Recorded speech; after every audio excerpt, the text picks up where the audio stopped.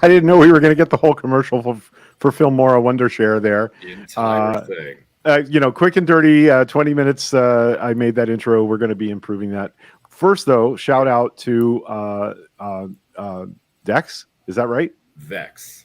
I'm sorry. We just That's saw it on the screen. a nickname for somebody I know in real life. I didn't remember. Anyway, that somebody local did this theme music, and Yes. Sam's spectacular idea here is a simple intro piece, and we're going to encourage any of you who watch the show on Facebook or YouTube, if you are a musician, take that, download it, make your own version of it, send it back to us, and we may start using local musicians, other musicians' takes on that intro music week by week. So if you'd like to do that, we'll make sure and give you credit in the fancy intros as I make them every week.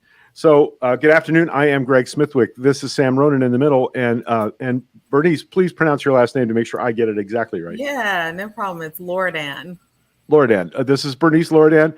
She is a local community activist in the Tampa Bay area and a friend of Sam Ronan's, which means she is an amazing and awesome person.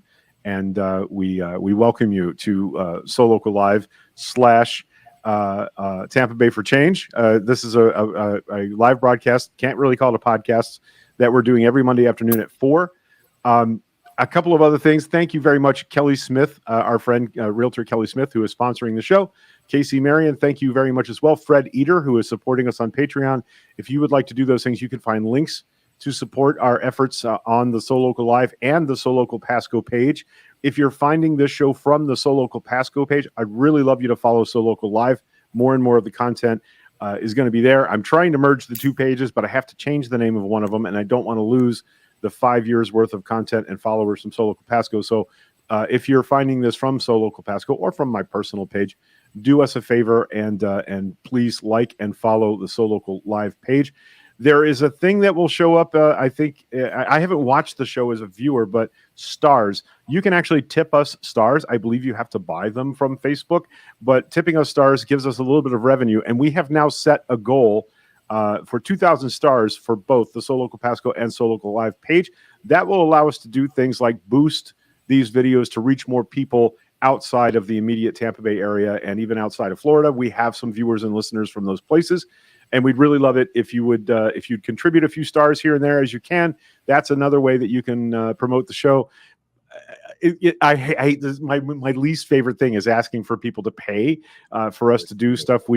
This is basically, the show is our conversations around backyard fires and under tiki torches, except with you listening and contributing and participating. So, but please, if you can support us, give us some stars. That'll help us reach that goal, and that will allow us to boost posts, maybe reach outside the Bay Area for guests. We'd really like to do that. Have people from other areas come and join us. And what do you got on the shirt there, Sam? What's that say? Oh, this is one of my favorite shirts. This is my ACLU shirt that essentially tells cops and anyone unjust in the government, we're coming for you, and there's going to be consequences. Yeah, we saw I can promise to ourselves. Yeah, we saw police acting exactly like police do against unarmed protesters this week. Yes, we did. A myriad of clips from all over the country of police abusing peaceful protesters. It's a thing that goes on, and I find myself very, very conflicted because I watched the January 6th riot, which I want to make sure we understand was not the kind of protest that is happening right now. It was the kind of protest that was motivated towards destroying our democracy. That's a different thing. What we want to do is hold up and support people that are threatened, people whose rights are literally being taken away, have been taken away. That's a very different thing than what the January 6th insurrectionists were attempting to do. They were attempting to install an autocracy to replace our democratic principles. And for all their yelling about patriotism and the Constitution literally is what the government is. The government is constitutional. That's where the ideas and the framework for it come from. So the idea that you're supporting the Constitution by tearing down our democracy is false. It's another big lie. And there's a lot of big lies. You may have noticed. There's a lot of big lies floating around out there right now. A lot of big lies. Yeah. So let me check in on the comments here. Fred says, I have a phone call coming up in a minute, so I'm going to have to leave. I'll watch this whole thing when it's over. Thank you, Fred. Fred is our he is our Patreon supporter at this point. And this is the funny part is for a few years, Fred does an amazing podcast called Fred's Front Porch. He was a classroom school teacher for many years. Now he talks about a wide range of interesting things that are sometimes political, sometimes not. Fred's way is to try and find common ground with people, and he's much more patient about that than I am. So thank you, Fred, for your support. But for 3 or 4 years now, I had been supporting Fred's podcast. Now he's just passing me the same the same Patreon money back for our show. So we're going to be passing the same sweaty $10 bill back and forth to each other every month from now on. So thank you, Fred. I appreciate that.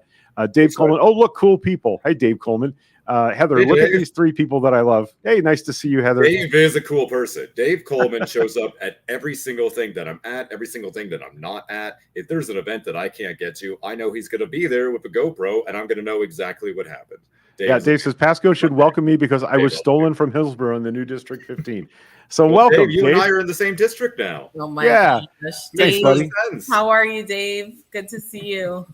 That's interesting. Dave says, I think he's talking about the police here disappeared from the streets, unlike prior recent events. Can anybody confirm that? I mean, I'm sure Dave is confirming it. I didn't know that. Yeah. Interesting.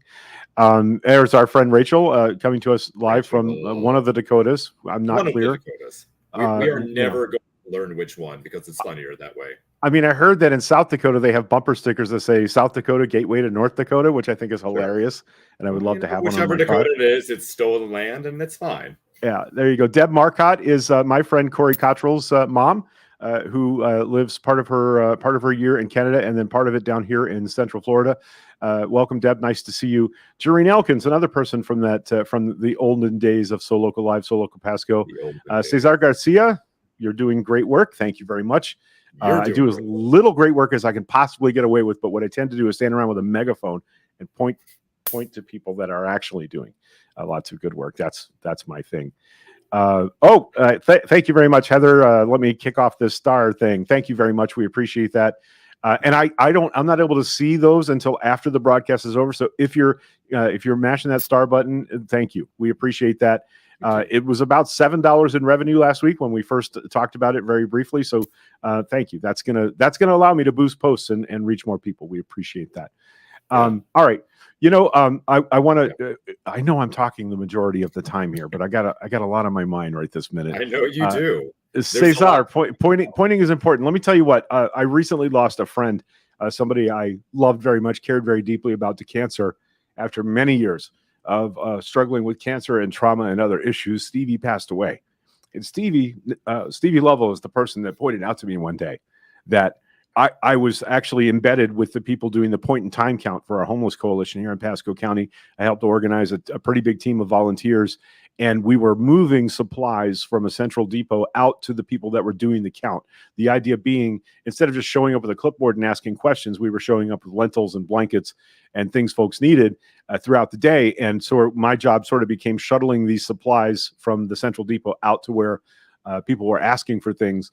And I was frustrated because I felt like I wasn't doing enough. And Stevie's the one that reminded me, in any effort like this, somebody's job is to count the supplies at the depot. Somebody's job is to ask for the supplies at the pointy end. And somebody's job is to turn away from that hard work and tell the public what's going on and why they should be involved and concerned about it. So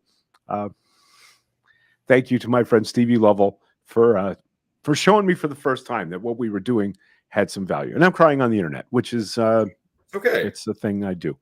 Your feelings All right, are valid. I think a lot of Casey people- Marion also sponsoring our show personally, sending money, and she Casey. always contributes to Hands of the Goddess whenever we have a fundraising effort for them, or they do a donated item of the month thing in their homeless outreach, where this month it's socks, or next week it's personal care items, this month it's birth control items, and Casey always drop ships a batch of whatever is required to Hands of the Goddess. She doesn't even live here. She's from Mike Pence country up in central Indiana and sponsors our show here in Florida. So thank you very much, Casey, for your continued attention and caring.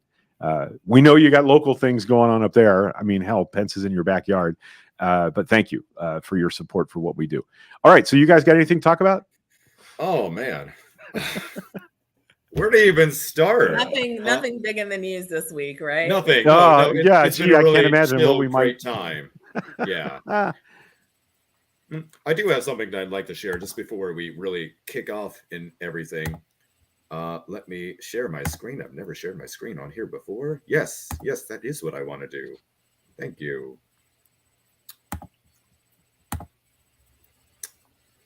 Terrific. And is that working? Y'all see this? add to stream. There it is. All right, cool. So this is Jewish wisdom for his terrible moments. The end of Roe v. Wade. Number 1, resistance is holy. Number 2, small actions matter. Number 3, prayer, care, and rest live in partnership with action, change, and agitation. I just wanted to make sure that we were all kind of being mindful and acknowledging these little things. And I think it's important to keep in mind, especially going through with the conversation we're about to have, which is going to be a little bit bleak. It's going to be a little bit terrible. And we actually... No, go ahead, Sam. Sorry. I was saying we actually have a person, more directly affected than either you or I here. Bernice, if you wouldn't mind sharing some of your thoughts, some of your observations. You've been a major organizer for reproductive justice in the area. You led one of the largest protests that we had in Tampa recently. Tell us what's up. Yeah. What the fuck is going on? So definitely feeling a lot of emotions as this news came out about Roe. I guess it was like not really surprised because we knew it was coming. They did leak the draft opinion like a couple weeks ago. And honestly, I think that if the draft opinion had not been leaked, we would have seen like rioting in this country. So the fact that they leaked it early, whoever leaked it early, kind of tampered down, I think it wouldn't surprise me if it was the right, but we don't know who leaked it. To me, it's just, this is the result of a plan of the right that they've had for decades. They have been consistently putting judges in places, in positions of power where they could make decisions around cases like this, because this is what they've wanted this entire time. I don't understand it. We don't live in a Christian state. This is not it's not, we're not in Israel, which is like a Jewish state. Probably not the best example of a religious state to submit, but it is one. A religious it is an example, right? So we don't live in one of those, right? So it's bizarre that people are using their own personal religion against other people who are of a different religion. First of all, your interpretation of the religion is not my interpretation, right? Totally different than when I look at and read things in the Bible than what other people do, right? But right. It's the fact that they're using at all the Bible as a justification for their actions. It's creepy. It's weird. This is not that country. We are not a Christian state. So it's very bizarre to see people using this religious argument against it. And I don't know. It's a hard week to have a uterus right now. It's a real hard week. Is there ever an easy week? True, right. I'm not a young man. I have been in relationships with numerous women, and it just seems like there's never an easy month to have a uterus. It just seems like it's a full-time job. Yeah. Yeah. It's always tricky. I will say that. Definitely. I wanted to say, I didn't realize until this week that I may be Jewish. Reading that list of, the idea of resistance being holy, that's not anything I ever learned in Catholic school.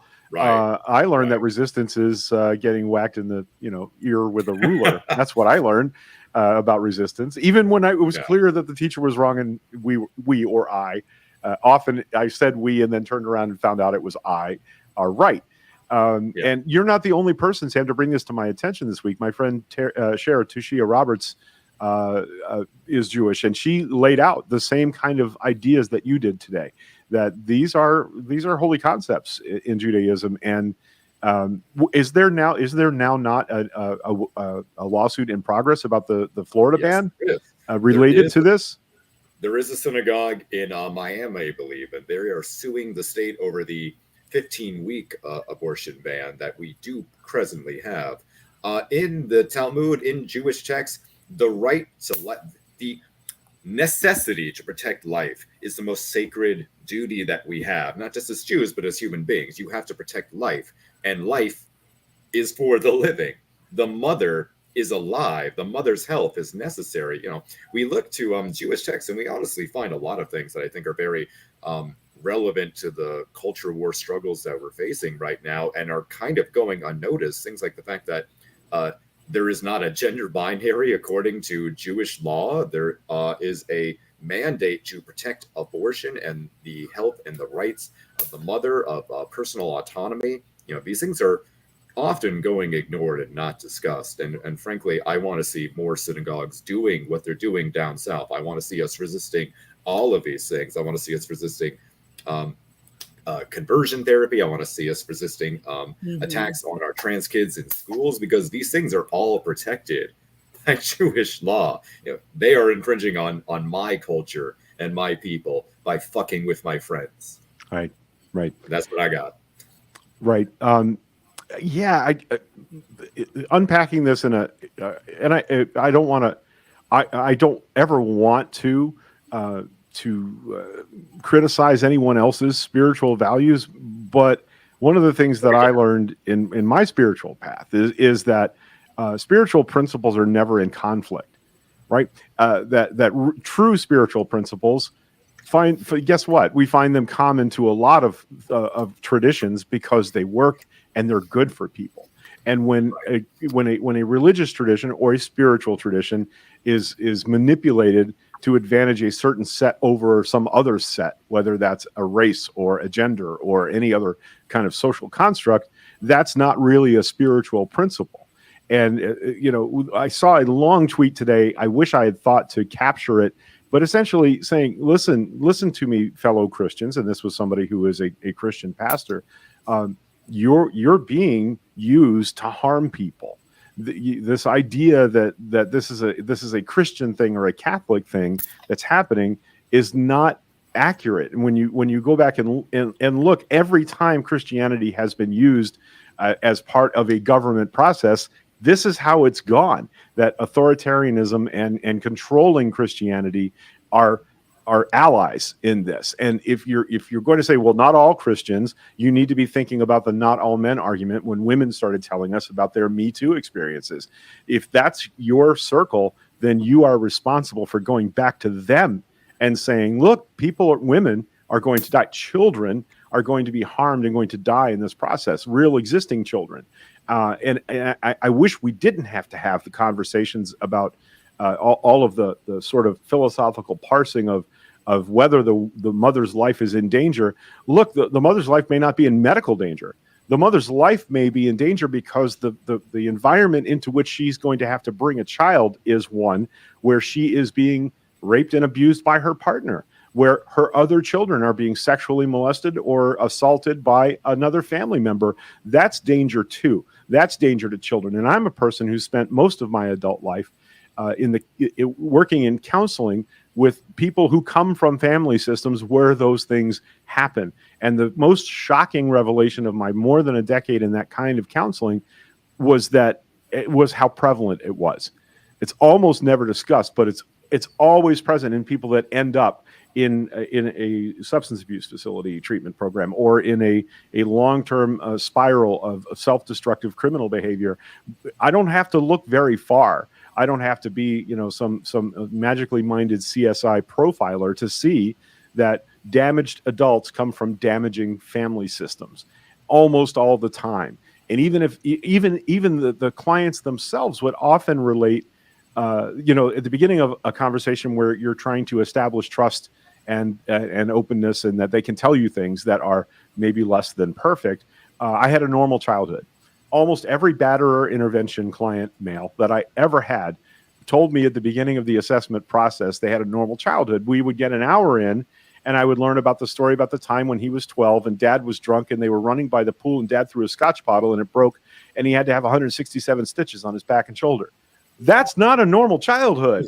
That's nearly fatal abuse by your father. And for men themselves not to be able to say that happened to them in a way that acknowledges they were abused, guess what that sets up? That sets up that person to grow into a parent who maybe does less damaging things than they think than their father did, but still they're running that treadmill forward through family systems generation by generation. And I want us to be able to have the conversation that women have a right to an abortion, full stop, that they get to determine what danger is to themselves or to the child they're bringing into the world. You know, the other thing that I've seen this week that I wanted to say, and this is, I didn't discuss this with anybody beforehand, so here it is. I've seen women, and I want to make sure that I say that what I'm talking about and what I'm trying to get across this whole week in my presence on Twitter, on social media, is listen to women in your life. Listen, you know, if they're not telling you about their experience with a coercive or assaultive sexual behavior by men, guess why? It's because they don't trust you enough to tell you those things. That's why they're not. It's not that it hasn't happened to anybody you know. It's that those women don't trust you enough. So what I'm saying is step back, gentlemen. Let women tell us what they need from us. Let's listen to not what we think they need, but what they are telling us that they need. And one of the things that's been expressed from numerous people that I trust this week is, how about men step up and say, this is how an abortion benefited me. This is, that I was responsible for, because what's happening is all the weight of having to make that decision to have an abortion is falling on women when there's no way for them to have become impregnated. This is basic birds and bees stuff, but we were a part of that impregnation process and we bear responsibility for it. So there are 2 times in my life, and I even thought about saying when, but that might endanger or embarrass the other party. There were 2 times in my life where women I was in relationships with had abortions.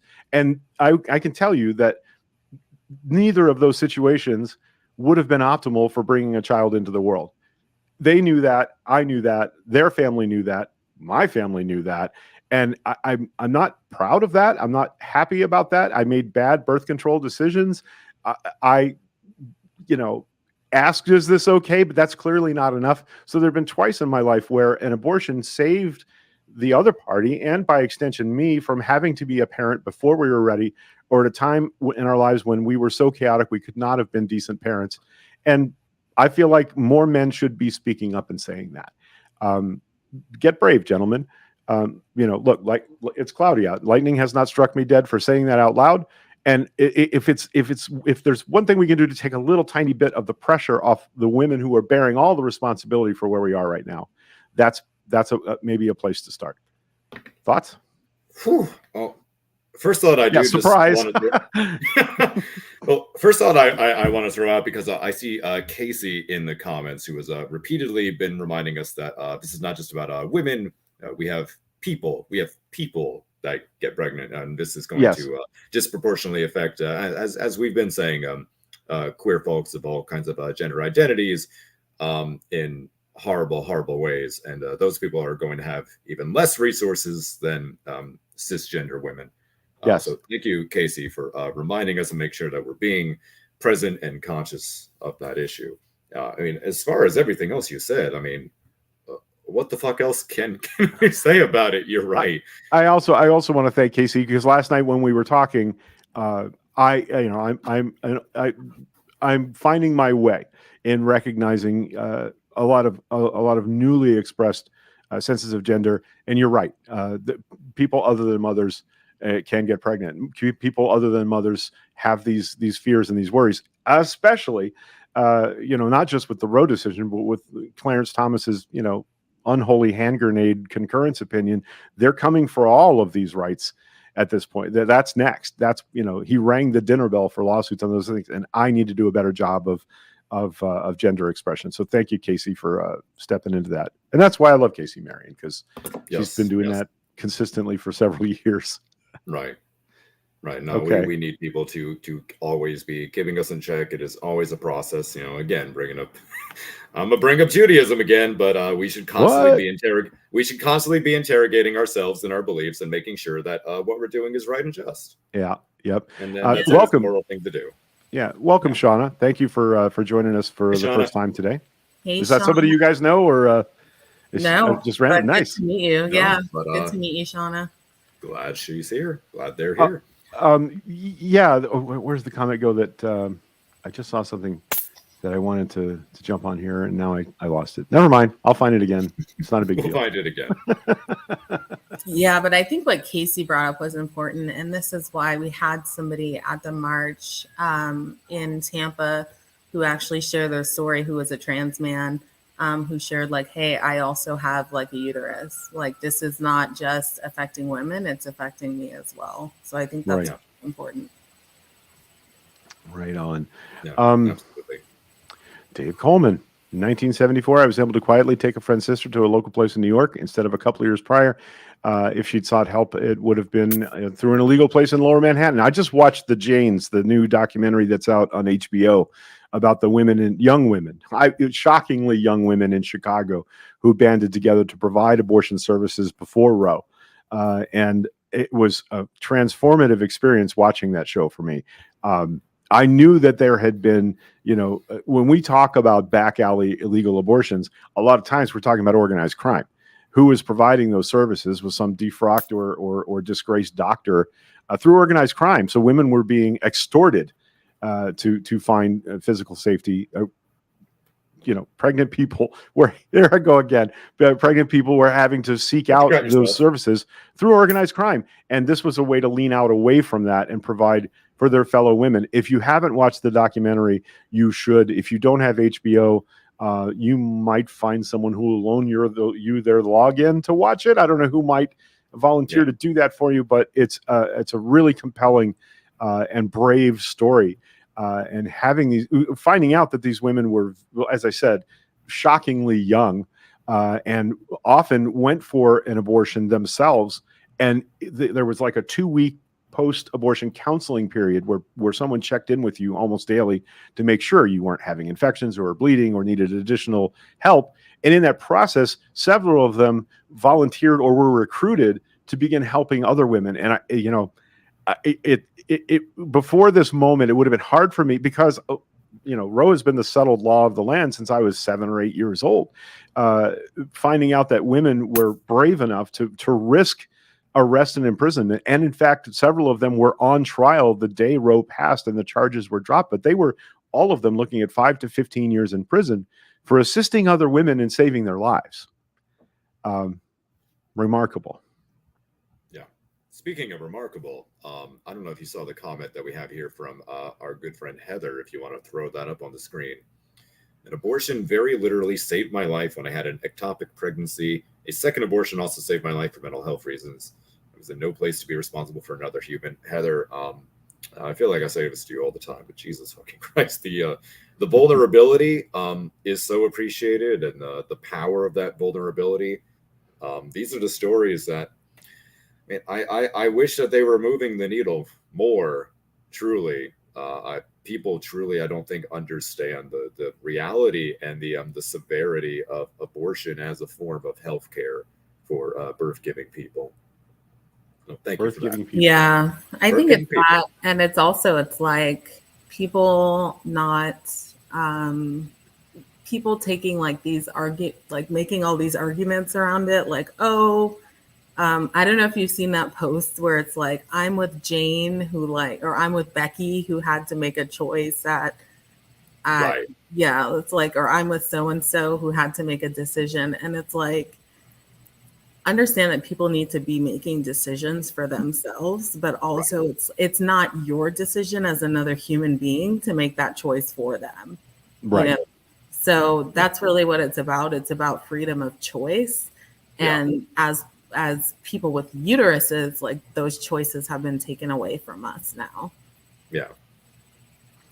Yeah. Right But I on. do have to jump off. It was a joy and a pleasure to be on with y'all today. Thank you so Thank you much. so much. Thank you so much. I love the participation. So shout out to your crew for participating. And I hope to be on again soon. Right Oh, on. we hope to Anytime, have you. Bernice, if anything new comes up that you want to come talk about, you let us know, and we will always. This is how our guest rotation works. We land pop on on. the usual suspects of 8 or 10 people, and they come and tell us what they're doing and how we can help. So please always jump in. Okay. For sure. Thanks, y'all. Have a good Nice- one. Nice to meet you finally. Bye. Nice to meet you too. All right. Bye now. y'all. Love you, B. Oh, Yeah. God. She is my Yeah. best friend, and she's the person I love the most in this world. Give or take a person or two.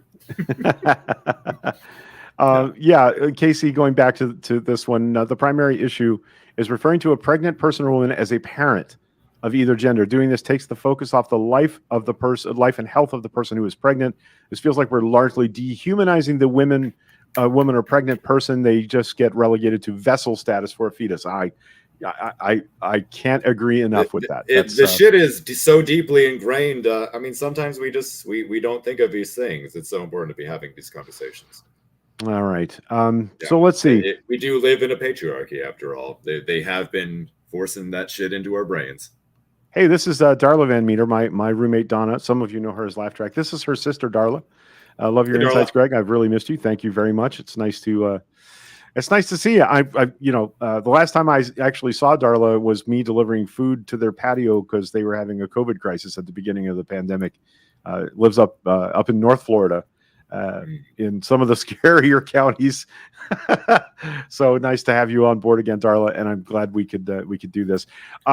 And one of the things that you brought up in your slides of Jewish belief about Yes. rest, we have to self-care. That's basically a whole slide about self-care. And for those that want to know, the reason I step back from doing this every day is because it takes a toll. It's difficult to stay engaged. There's a kind of I guess it's kind of a new term that the kids are using called doom scrolling. And if you're preparing to do a show like this, doom scrolling is sort of where you live 24/7, 365. And I needed some time away from it to sort of reset and regain some strength to do it. So what I'm really gratified about is every time I turn this machine back on, those of you who have really been here a long time, when I started the So Local Pasco podcast, I used to say, well, I've built a machine and I don't know what the machine is for. Like it's rolling down the road. I kind of know how to steer it. And when I yank the chain, people come running up and say, how can we help? That was the experience very early in the process. It's how we ended up getting a lot of volunteers out to help in the point in time count and other homeless relief and assistance efforts. And I've turned the machine off before. Every time I turn it back on, people flock to come here and find out how they can be helpful to others. And I'm overwhelmed by that. It's a very moving thing. And I'm sorry that I needed time away, but I want you to take from that the lesson that you can't lean in 24/7, 365 and not have some negative effects. You can ignore them. You can stuff them in the closet and tell yourself you'll deal with them later, or you can take the time you need, hydrate, rest, and what that always helps me do is reset my understanding of what my lane is, because there's some things I'm just not going to be good at. There are some efforts that I'm not, that my talents aren't in that direction. And Sam, remind people what you reminded me last night about not just voting. There was a specific kind of talk we were having about that. Quiz. The thing, it's a quiz. Well, I mean, the quote that I always give people is there are many lanes on many roads on the path to justice.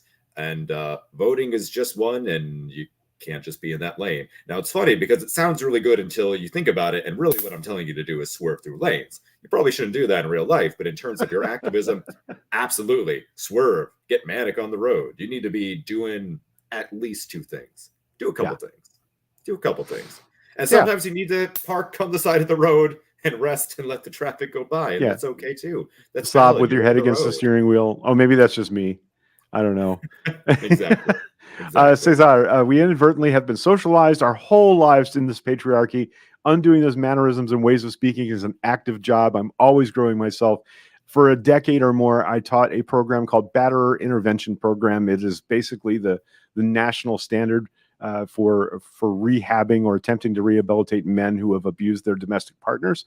And well, she was bitching at me the other day. I mean, it's so ingrained in us that I would have to stop the conversation and help them understand where the term bitching comes from. It's a feminization of a negative trait. And once men are able to see that, if they're really interested in change, they'll start catching themselves. But I want to remind the men who are viewing and listening to this that it's not women's job to baby us along in this. I don't want any credit for the things that I admitted today on the show. What I want is for other men to do it.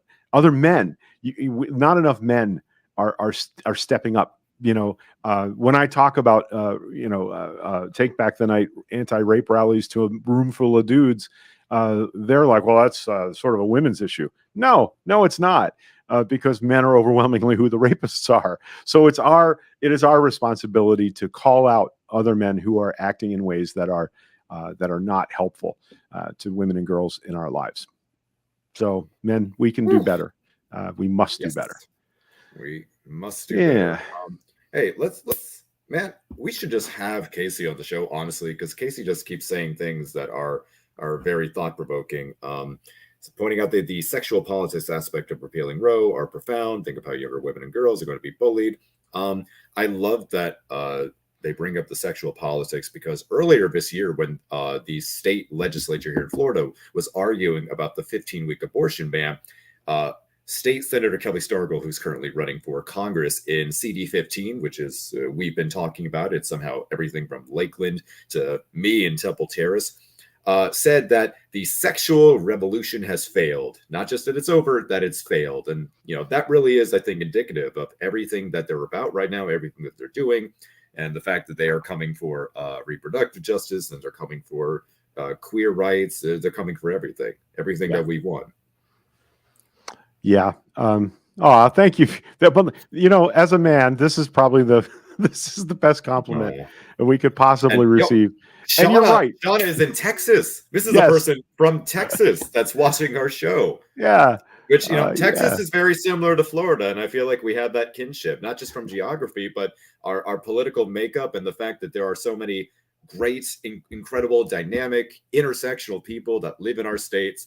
And I think a lot of the rest of the country forgets that and mocks the states as a whole, and kind of says, well, fuck them, let them rot. There's people like Shauna in Texas fighting the good fight and generally being good people. And you're highlighting one of their comments right there. Yep. Shauna, wear black on 4th of July. We activists are doing this, and we'll show your support in our fight to codify Roe. Absolutely. I actually have started referring to the 4th of July as Happy All Nations Matter Day. Because I just like being shot at. That's not really. I'm angry about that. How are we celebrating independence on a day less than 2 weeks after we took away true independence from half the population of the United States of America? That's not okay. But and one of the trite phrases I hear is, "That's not who we are." Yes, it is. It is. Until we change it, it is who we are. And we have to explain it wherever we go out of the country. If you've ever had that experience, having to explain America to foreign people, it is who we are. And we have to account for that and come to grips with that. Absolutely. And change it. Yeah. Well, it's like when we have conversations about the usage of reference to The Handmaid's Tale in a lot of reproductive justice circles, people always point out, the book is based on actual shit that happened predominantly to Black and brown women and the queer folks forever in America. It is our history. It's not a thing we're turning into. It's not a thing that we're going to become. We've been dealing with this shit. Patriarchy has been here.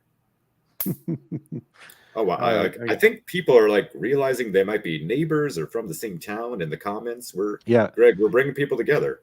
I know. That's how we do. Yeah. But I went to a cupcake shop in Savannah one time and handed them my mom's debit card for cupcakes.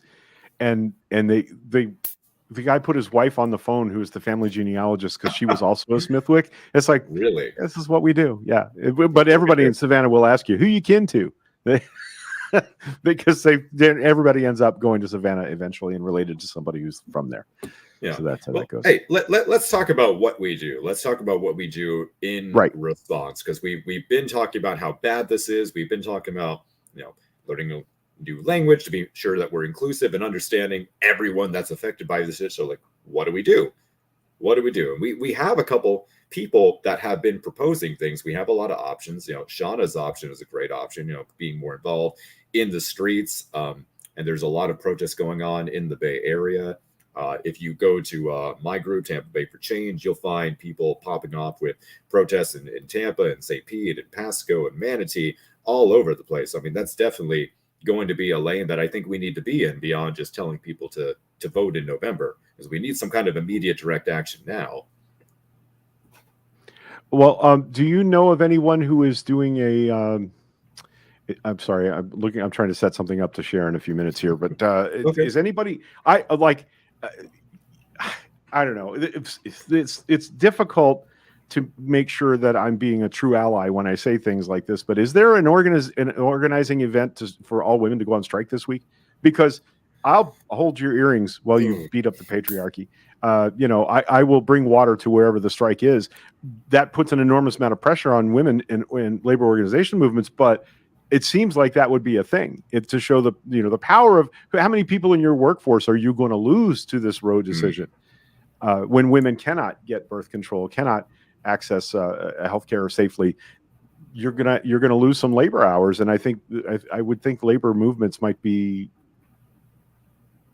crickets chirping. I haven't heard anything about any efforts like that. Well, I mean, there's definitely conversations. The conversation is always happening. In terms of something actually being planned and logistics accounted for, I'm not aware of a mass movement like that. I also think that would be something very powerful. But, my issue always when we're talking about the idea of a general strike is you do have to account for those logistics. We do have to make sure that we are making sure that people are going to be taken care of. I mean, that's why mutual aid networks are so important to movement politics. Is we have to make sure if you're going to quit your job, if you're not going to provide food for your family, healthcare, that there's community networks that are going to look out for you. And that takes doing the work. It takes establishing them. It takes reaching out to the groups that are already on the ground doing it and reinforcing them. We certainly have a lot of those groups, like Food Not Bombs. I know the Colorful Revolutionary Femmes, I believe, here in Tampa, do free stores, things like that. I mean, those people need help. Because if we're going to do the thing, those are the people that are going to be, the backbone. Those are the people. Right. So we have in mind today a call, the first call to action we've done since we've been back. It's really going to be a simple one. The thing that we landed on last night when Sam and we sat out back of my house and pregame for a couple of hours last night to sort of talk about what we could do. And without endangering anyone or encouraging people to break the law wherever they live, which is going to be very different last week than it is today. One of the things that we thought was, well, we know that voting is not enough because everyone that watches this show is a voter. I have no doubt that most, if not all of you, vote consistently, and that you are aware of the power of that. But what we're learning is that voting is not enough because they've been gerrymandering and butchering the Voting Rights Act for a decade now, and that's having an effect. It's paying off for them to do that. So what else can we do? And I will always advocate for the least violent action, simply because once we get to there is an unreturnable tipping point that I think we've come very, very close to in the last few years, where violence will start and it won't stop. And once that starts, the killing will be indiscriminate in this regard. I want you to think about what you saw in the halls of the Capitol on January 6th, where people that were right-wing activist nutcases were screaming for the head of a very conservative person of their own party. And my reading of revolution and my talking with people who survived revolutions is, once the killing starts, you don't get to decide. It becomes very murky who the good guys and the bad guys are anymore. So my goal is to keep us from getting to that point, to make enough change to kick the violent revolution can down the road as far as we can, while not abandoning the people whose rights need our protection the most. So my thing will always start with voting. and it will always start with activating people to talk to people that they know who vote, people that trust their opinion on things. Hey, things are shitty and serious, and I hope you'll take it seriously. So here's the call to action. We would like you this week to reach out. First, we want you to check your own voter registration wherever you live. Make sure you have not been delisted from the rolls. Make sure your information is correct. Make sure your precinct information is correct, because precincts have been changing. Make sure you have a plan to vote in the upcoming primaries and general election. Probably general election more important than the primaries. I'm sure Sam's going to argue with me about that. But what we want you to do is not only check yours. Once you know how to go to your county clerk's, I just completely skipped on the name of the office in my county. Supervisor of Elections website. It will take you 5 minutes to change your information on the website. It's very easy to do. You can also do it when you renew or change anything in your driver's license. It's very simple. But what we'd like you to do is make sure that you check yours. But once you know how to use that, we want you to reach out to 10 people you know. Write their names down today. Take 10 quiet minutes. Write down the names of 10 people you know that you know have voted before, or are voters, or never have voted, and might feel stupid asking for help. And reach out to those people and have a conversation with them about making sure that they're looking towards voting in the upcoming election cycle, and that they have checked their voter registration. Because if they've been inconsistent, it could be they've been delisted from voter registration rolls. That's happening in a lot of places, especially the 11 states that the Voting Rights Act was aimed at in the 60s. And on the day they repealed the parts of the VRA that came down in those states, they all started instituting these draconian anti-voting laws, which is why I will always argue that things like gun control, things like abortion, need a federal regulation framework, not a state. We tried states' rights, and states' rights to do what is the big question. Right. And here it is again.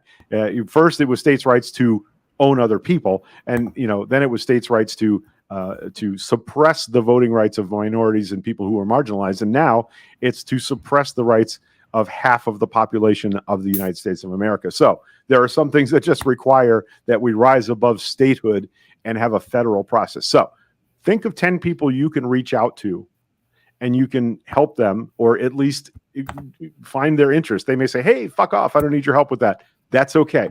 If you reach out to 10 people and you come back here next week and you're one of the first 5 people to get in the comments and tell us that you did it, we're not looking for you to prove it. We'd love to hear you send us a message that says what the response was. We have a prize for you. And my fiance is an immensely talented embroiderer, and she has the gear to do it. She's making tea towels this week that say, "This tea towel smothers fascists." And we're going to give one of these to the first 5 people that come back next week and tell us that they contacted 10 voters. She will make you a custom embroidered tea towel for your kitchen or for your chloroform soaked rag that you keep in the van. But we know none of you actually do that. She's also making some other designs. I saw her designing the other one last night. That's a "Be the Light You Want to See in the World" with a Molotov cocktail. So these are going to be really nice embroidered designs you can get on tea towels. We're going to sell them as merch here. We're going to try and commit ourselves to giving some of that money to efforts like Abortion Finder and other local groups we know that are doing direct support for people that are having problems seeking services. When we talked last night, Sam, you were less worried than me about Florida introducing a total ban. I wouldn't say less worried, but there are people at Planned Parenthood that have been pointing out that the Florida state constitution is interesting in the South because it's a little bit more privacy oriented. It's much more concerned with that sort of like libertarian notion of privacy, and the legal right to an abortion is fundamentally a privacy issue. So it's not so much that I don't think the total ban is coming. I do think it's coming. I think that we have more to throw into those gears to get a stay on that. We have maybe just a little bit of prep time. That's all. I don't think it's not coming. It is coming, but we do have a little bit of prep time. We do have a little bit more resources there to put up a legal fight.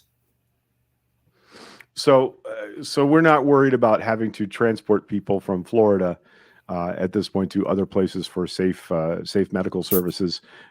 But I think that we should start each of us thinking about capacity is a thing. Yeah. We can reach capacity. I mean, we are having capacity issues. That is absolutely going to be a thing, and they are going to try to restrict capacity before they have a total ban. Man, Shauna, we need to hang out. I'm saying, Your I drink like is Shauna. absolutely safe with us. I like We Shauna. I was able to Shauna's get my 50 friend. people registered to vote here in Texas during a Pride parade. That is fantastic, man. That's great. Okay. What's Jareen saying? Dude, that would go over so huge with my pals that work at the Woody Guthrie Center. Yeah. What's we go. funny is There we Mishi kind of grew up in a sheltered way. She didn't. When she was like, "Isn't that kind of violent?" I was like, "Yeah," and it comes from one of the most Right. famous folk musicians and songwriters of the 20th century. Yeah, And I had to explain the whole Woody Guthrie part of that joke to her, or not joke of that thing to her. So anyway. Pretty exciting stuff. All right, right-wing women. This is from Diane. Hi, Diane.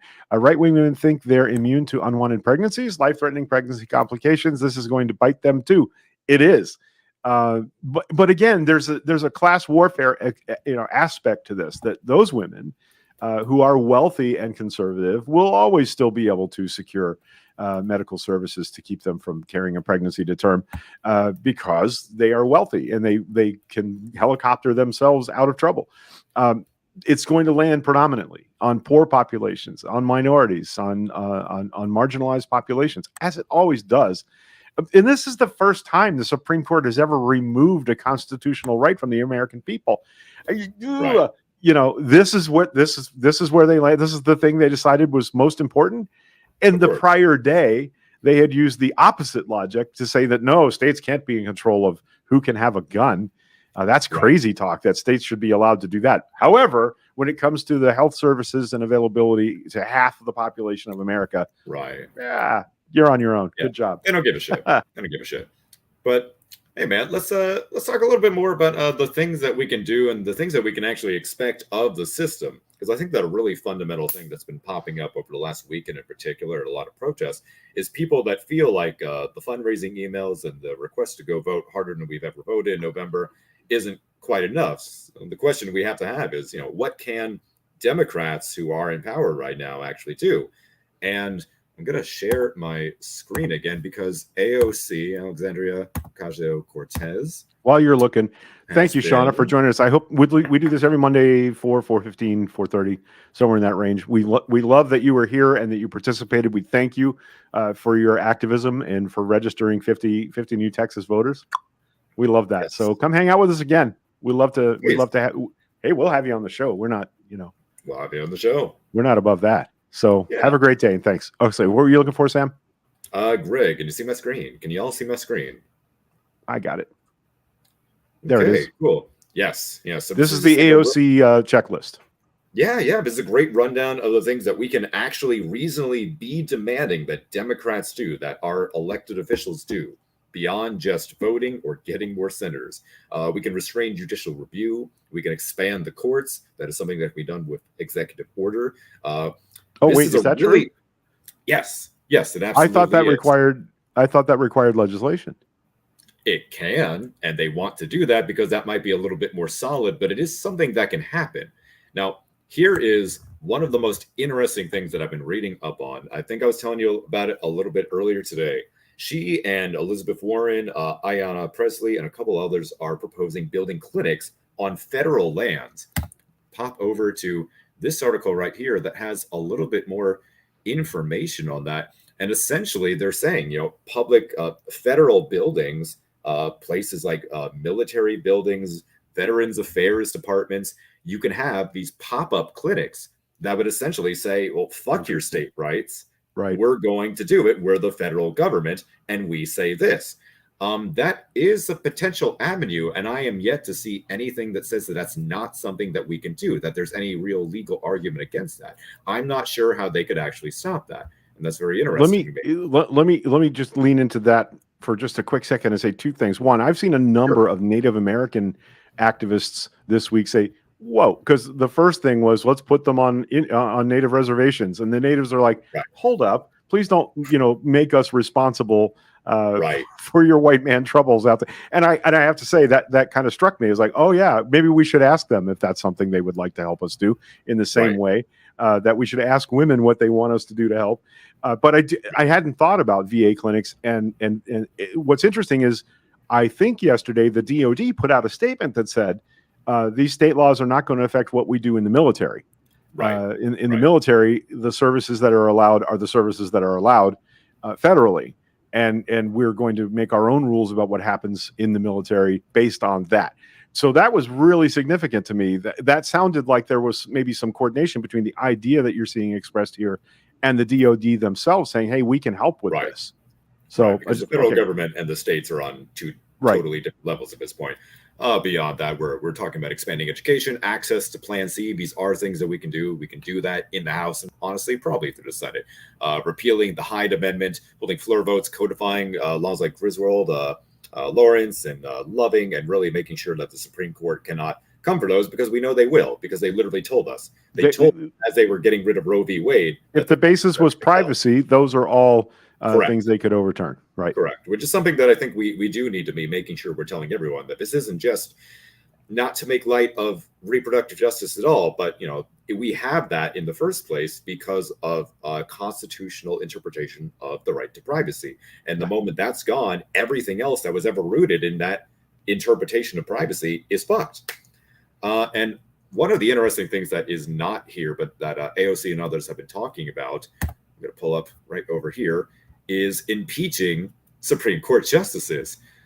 They have been making a case that essentially by outright on record lying and saying that they would not target Roe v. Wade, the Supreme Court justices are eligible to be impeached. And I've been looking into it. The impeachment process works the exact same as it would to impeach the president. So if you're familiar with how that went, it's the exact same thing. It might actually be possible.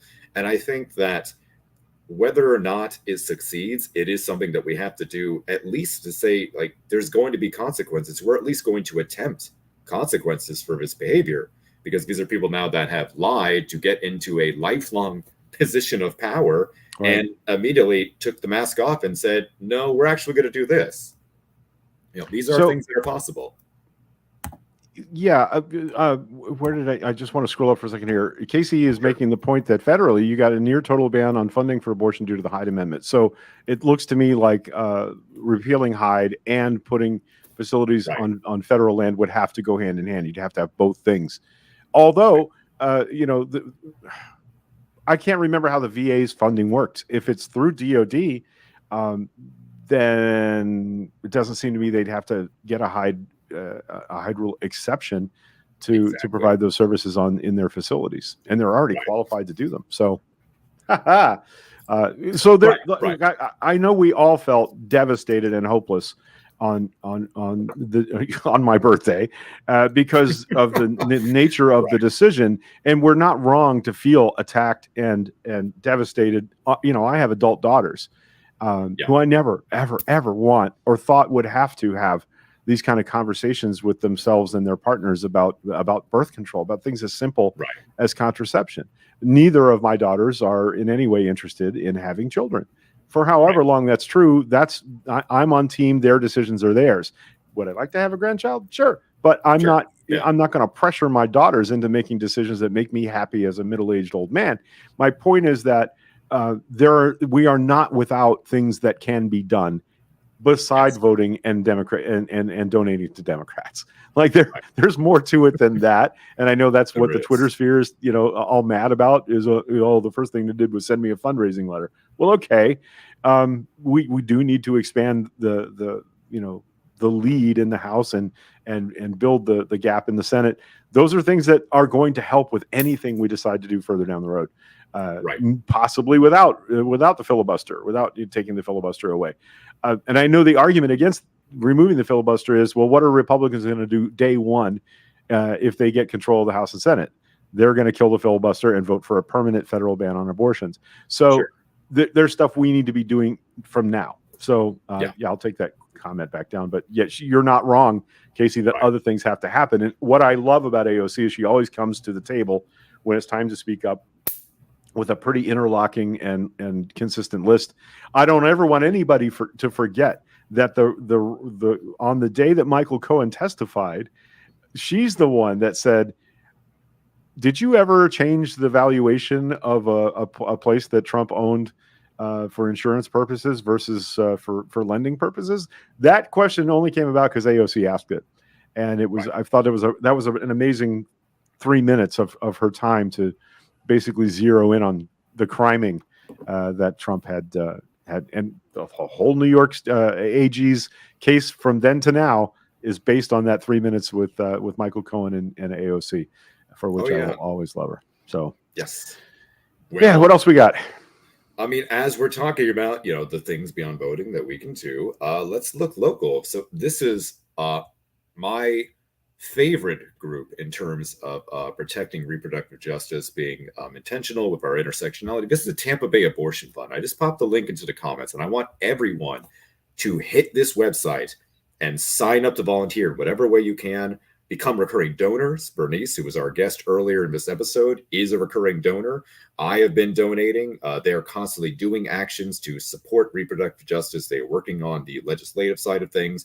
But in terms of really just doing the fucking work, they're doing the fucking work, and they need help. They are always going to need help. They've needed help, and now more than ever, they really need your help.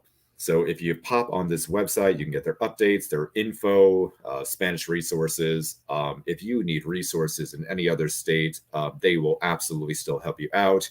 If you are under 18, they have an entire section of their website for that. They have their partner clinics, intake forms on how to get assistance, an intake line, every single thing that you can conceivably need to access your reproductive justice rights. Tampa Bay Abortion Fund. Please help them out. Please. Okay. I think, well, that's an hour. We killed an hour, man. We killed an hour. We're getting pretty good at this. We're getting pretty fucking good at this, man. I want to make sure to say to all the viewers and listeners how thrilled I am to have Sam join me. Like my rapport with Corey was good from the very first day we ever worked together. And it was a magical thing that I didn't think we'd be able to find, that I'd be able to find with anyone else, but I feel completely natural and happy to be doing this with my boy Sam. So thank you, sir, for volunteering to join in. Hopefully one day we'll be able to pay you like more than a fruit tray. That would be, but it's a really good fruit tray. Fruit, olives, Cheetos, all the food groups. All yes, ranch dressing and cheese and fruit. It was heavenly. All right, so that's going to do it for today. But let me again run down some mentions here, and I had a screen share set up because I want to make sure that. Sorry, here I am just stumbling through getting something done. Yes. Yeah, this is what I wanted to show you. Right, screen share. Screen share. I know it's weirdly kind of difficult. Why is this so difficult? There it is. This is our friend Kelly Smith. I'm going to blow this up a little bit. Kelly Smith is a local realtor. She's run for office several times. She's a political activist and organizer. You can call Kelly Smith at 813-716-8454. KellySmithRealtor.com. Kelly at KellySmithRealtor.com. You can look her. She's on TikTok and she does like 3-minute tours of homes she's listing on TikTok. So Kelly is an amazing human being. She is sponsoring our show. We're very grateful to her. And I just wanted to make sure that I got that in before we go. Casey Marion, who, as you can see, is an amazing repository of facts and information. In fact, before we go, in 1992, Congress passed the Veterans Health Care Act, which specifically prohibits VA from providing abortion services. So no, it can't happen without some changes to the law. But that's why we love Casey. She also sent us money, so we like that about her as well. But we're more thrilled than ever to have her here helping us out along the way. Thank you, Casey, for that. Thank you to Fred Eater, who was in our comments earlier. He had to go. His podcast is called Fred's Front Porch. You can find it wherever you find podcasts. I listen to it on Google Podcasts. That's how I access the podcast that I listen to. And I feel like I'm leaving somebody out. I don't know. If you're interested in sponsoring the show, you can reach out to us on Messenger, either Sam or I, Yes. on Facebook Yes, yes, Messenger. yes. That's the best way to catch up with me. Because when the phone rings, I'm like, unless it's my mom, I'm screening. Just saying. I live in the modern age where I'm not tied to the phone 24/7. But we would love to have you on board. Basically, $100 a month gets you mentions on every show. We do a show once a week. Other people are coming on board. Our friend Eric Canty is going to start doing a local music show, and that's going to be music by Florida artists and probably some interviews as well. If you're interested in having a show on the So Local Live Network, which reaches somewhere between 1,000 and 3,200 listeners or potential viewers and listeners, we'd love to have you on board. And the reality is, because this is pretty much a localized show, although we do have a bigger reach, the people that are listening, 80 to 90% of them are in the Tampa Bay area. 80% of them are in Pasco County. So these are people walking around with $10 bills in their pocket going, gosh, I sure wish I knew where to spend this $10. And if you advertise on this show, you're much more likely to get that money than advertising with somebody who does a podcast from, say, Connecticut. So if you'd like to talk to me about that, we'd love to have you on board. And that helps us keep internet flowing through the tubes. Thank you for the people that donated stars today. I don't have a way to check during the show. But thank you. I know some people did. And that's going to help us boost some posts and get people. It's great when we get new viewers and listeners from like Shauna from Texas, like Casey Marion. We don't know how the hell she found us. So we're really excited about that kind of expansion. If you think of somebody that you would like to be, you think should be a guest on this show that's running for office locally, that's involved in these issues, let us know who they are and how we can reach them, and we will do our best to get them on. That's going to do it, Sam. Thank you. Of course. Hey, man, thank you. And, to everyone, I'm serious. And being able to have a platform, being able to talk to all the people that you've assembled over the years and, maybe spread the boundaries a little bit and bring on guests that I know are doing the great work. That's a privilege, man. And I appreciate it. I don't take it lightly. And, to everyone that's watching, just reminding everyone the world is a beautiful place, but we have to make it that way. Yes. That's the mantra. It takes work. That is the mantra. Yeah. Ann Short, thank you for streaming on YouTube. You're very welcome, Ann. I know there are some people who weren't getting the notifications. What I wanted to tell you specifically, Ann, that I missed, you commented the other day that I'd gone live from my phone. That does not extend. The simulcasting on all three platforms only happens when we're using StreamYard, which is the software we use to do these broadcasts. So I apologize, but if I do a spontaneous live, it's only going to be on Facebook. You can watch it afterward. That's going to be the only way. But thank you very much for mentioning YouTube. You can follow me on YouTube. So Local Pasco is the page over there. One day I'll condense all this and we'll have our own network studio, and it'll be really cool. That's going to do it. We're back next Monday at 4:00. Quick reminder, last minute today, right before we came on, January 6th committee is adding a hearing tomorrow at 1 p.m. Eastern time. Some speculation about what that's going to be about. I suspect it's going to be the documentary filmmaker that had the unprecedented access to the White House and gave all of that film and information and is going to testify before the 1-6 committee. Also, there's an account I follow called Spiro Agnew's Ghost. You may recall, Sam, Rachel Maddow's excellent podcast series, Bagman, where she had actually she showed the text of some letters that Spiro Agnew had written, basically admitting to crimes, and actually implicated George H.W. Bush in those crimes in the set of letters. Spiro Agnew's Ghost is a real guy who actually collects Spiro Agnew memorabilia, and the letters from Agnew were in his personal collection. He posted today that he's hearing there is going to be a surprise witness at tomorrow's hearing that's going to blow the roof off the place. So, Mo Brooks, you think? I think it's going to be Mo Brooks. Mo Brooks was very involved in January 6th. He was literally a speaker there. And he lost Trump's favor by really barely, in terms of semantics, breaking away from Trump. And Trump backed somebody else for his Senate race. And Mo Brooks just formally, officially lost this past week and almost immediately said, yeah, I'll talk. Yeah. So, I mean, he's on the table. He's on the table. Well, we know they're all about the earnestness of revenge. That's, and I love it when they eat each other. It saves I us a love lot when of time. Nazis fuck over other Nazis. Let It them saves us fight. a lot of time. Godzilla style, we just can, let them we can fight. just check them off the list and let them do it. Yes, All right. yes. So thank you very much again for joining us. I appreciate all of your kind words about how awesome we are. But listen, we're doing this so that you get recognition for the things that you do out there in the real world and the things you Go do know things. about what needs to happen. We are your gaslight shelter. We are your allies. We will hold your purse while you beat the shit out of patriarchy all day long. So thank you, and we'll be back next Monday at what time? 4 o'clock ish, between 4 and 5. 4 o'clock-ish. We've not been later than 4:30 getting on yet, so I feel like that's pretty good. 4 o'clock ish. All right, we're gonna go, and thank you to Vex for I kept wanting to say that person's real name, and I know that's not how they want to be credited. No, we're doing Dex. Thank you, Vex, for your awesome theme music. I got it wrong just now. I said Dex. Jesus. Yeah, dude, we got to sign off. We're going to keep thanking people. We're going to get their names wrong. Yeah. Okay. We love everyone. Well, thank you, Stan, for co-hosting with me today. All right. You say goodbye first. No, you say goodbye first. I love you guys. Sasquatch is real. Farewell. Avita saying goodbye. Bye.